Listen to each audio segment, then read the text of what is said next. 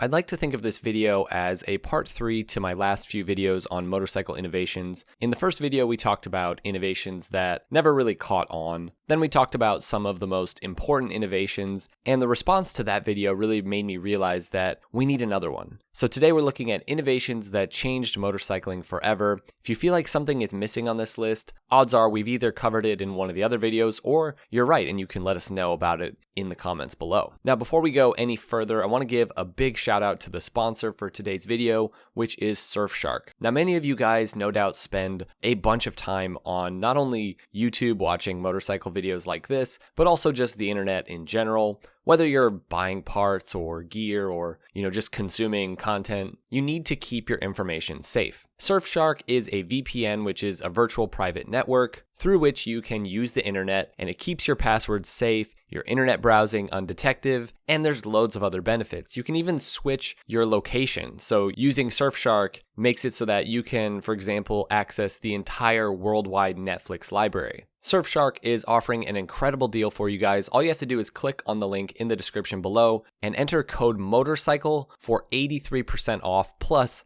3 extra months for free. Again, link is in the description, and the code is MOTORCYCLE for this insane 83% off and including 3 extra months for free. So big thanks to Surfshark. Check it out and let's dive in. Now, first off, I want to talk about fairings. And it's impossible to really understate the influence and importance of fairings for motorcycles, especially when it comes to aerodynamics and the impact of racing technology. Fully faired motorcycles are a style in and of themselves at this point, despite being used and developed more for function than anything else. But fairings go beyond just aerodynamics. You also have wind protection both on sport and touring motorcycles, the ability to house electronics and extra switches, and perhaps more importantly, cup holders. There are full fairings and half fairings and quarter fairings and bikini fairings. Fairings have changed quite a bit since their inception, mainly in the 50s on race bikes, but it actually dates back even further. As much as many of you have expressed your vehemence of fully faired motorcycles in all forms, there's no denying their influence in virtually every area of motorcycling.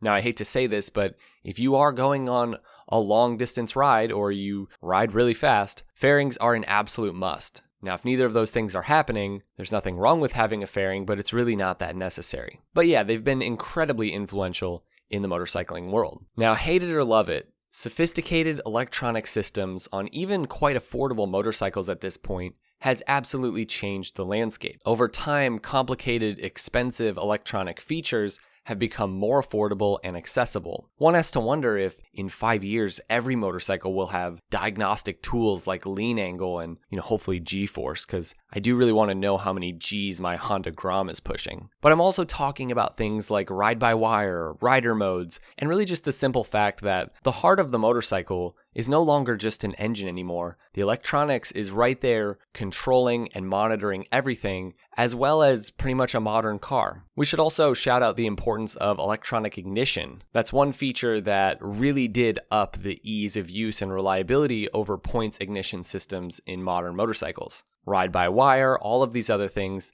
they haven't really made the average motorcycle any better in my opinion, or more reliable. But electronic ignition, that was a brilliant invention. One has to wonder, as with many modern cars, if you find a 2023 motorcycle, for example, out in a field 40 years from now, because so much less of the bike is mechanical, will you be able to get it running the way that entirely mechanical older motorcycles and cars can just be fiddled with a bit? And my guess is probably not. Number 8 on our list of innovations that changed motorcycling forever is engine materials, and specifically the move away from steel as the main material for major components, including internals, and the switch is really to aluminum. Aluminum proved to be able to withstand higher pressure and heat with significantly lighter weight. Modern sport bikes utilize mostly aluminum, but also things like titanium and magnesium within the engine. It's really impossible to overstate the importance of these lightweight, strong metals in engine development. In the end, speed really comes from more power and less weight, and both of those things are possible because engine components now can withstand more while also simultaneously weighing less. Now, this brings us to modern chassis development in motorcycles, which also includes, obviously, the use of lightweight, durable metals and alloys. This would also include carbon fiber materials, but in terms of chassis, we can't overlook look the way chassis exist today for motorcycles versus how they used to be. Think things like swing arms, the move from more traditional cradle frames, which really did have their day, to duplex frames also which use the engine and transmission as stressed members, and of course monocoque frames, where the frame and body are no longer separate. All of these advancements from traditional steel frames have made motorcycles lighter, have made them handle better, and there's just simply no denying this. Now, in our last video on this topic, we went over the transition from mainly overhead valve to overhead cam engines, but equally important was the earlier definitive transition from side valve to overhead valve. Now, if you don't already know, the side valve setup was essentially where the valves were to the side of the piston, versus overhead valves, which put the valves obviously above the piston. Those side valve engines weren't without their advantages. Overhead valve engines prove to be more durable. They make it so that the engine can rev higher due to more efficient airflow, and they're more reliable. The pushrod overhead valve setup still has advantages in lots of motorcycle applications and is still widely used, but nobody has even thought of going back to a side valve setup in, 60 years, and you can understand why. It really was leaps and bounds better to switch to overhead valve versus side valve. Number 5 on our list goes to standardized controls, and I'm not just referring to the obvious move to have shifters universally move to the left side and brakes move to the right, something that really was forced on the British industry, but even moving back, there have been some odd control setups. For example, in the American industry prior to Indian's demise in the 50s, Indian motorcycles didn't just have a tank shifter like Harley's and a foot clutch. Oh, and also that foot clutch functioned opposite of Harley, basically like a mower. They also had the shifter on the opposite side of the tank versus Harley, and that's not all. Because of this, the throttle was also on the left side. That's right, you used your left hand for the throttle. So if you think switching back and forth between left and right foot shifter is hard, this is just insane. In fact, if you have a classic Indian with this setup, you're probably best off switching it over to the same as the old Harley, because riding with a left-hand throttle is just crazy, unless that's the only motorcycle you have and it's really the only motorcycle you've ever known. All of this was standardized, at least here in the States, in, I believe, 1972. That's when we got the setup that we have now, and it's really never changed. Now, as someone who has switched back and forth quite a bit between like the left and right foot shifter, I can say that you do get used to it, but the current standardized setup is probably best. Braking with your right hand and left foot does feel oddly complex and kind of fun, but yeah, it's obviously not as good as having them on the same side. Number 4 is one that I think very few people have considered, and it's automatic spark advance. Because there are always changes in engine speed and conditions while riding, ideal spark timing can't really be had on a classic motorcycle like, say, my old Triumph at every level, because the timing never changes despite it really needing to change. And so a specific timing is picked and used throughout the ride, and in the end, it's always going to be a compromise on these classic bikes. Timing should be different, for example, at 1000 RPM versus 5000 RPM. There have been applications where timing can be adjusted mechanically.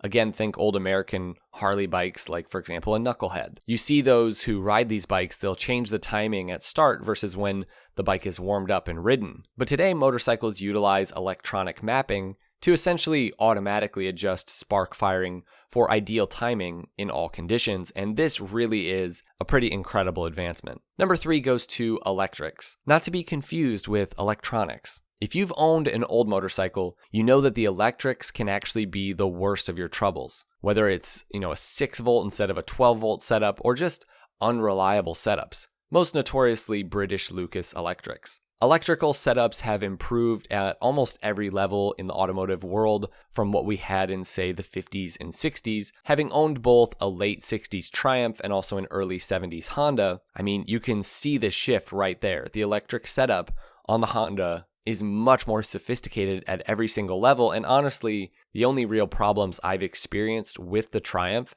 have pretty much had to do with the electricals. Even just the way the headlight sits in the case is asking for shorts. It's one of those things that I think we take for granted now, but electrics are so much more reliable. Number 2 goes to fuel injection. Now, I've talked quite a bit about how fuel injection became preferred over carburation, mainly because it was more efficient and environmentally friendly and easier to deal with. But there's a bit more to the picture. Fuel injection makes cold starting easier, helps with overall throttle response, and it's better for engine life. And also coupled with the electronics package, which maps things like spark timing, we can also have fuel mapping based on conditions and engine state. I mean, the simplest way to look at it, if carburation was just worse for the environment and equal on every other level, then MotoGP bikes would probably be utilizing it. There are obviously lots of other reasons to have fuel injection, but I still like carburetors. And there are still good applications for carburetors. Think that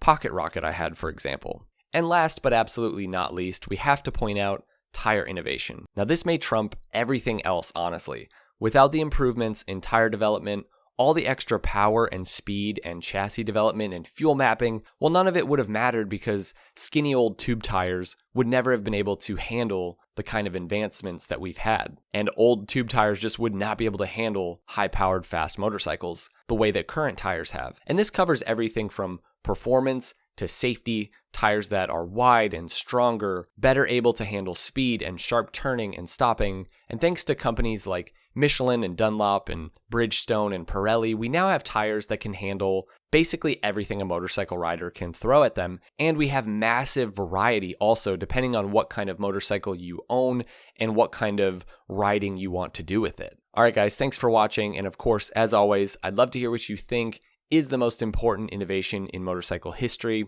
We'll see you guys in the next video. And as always, ride safe.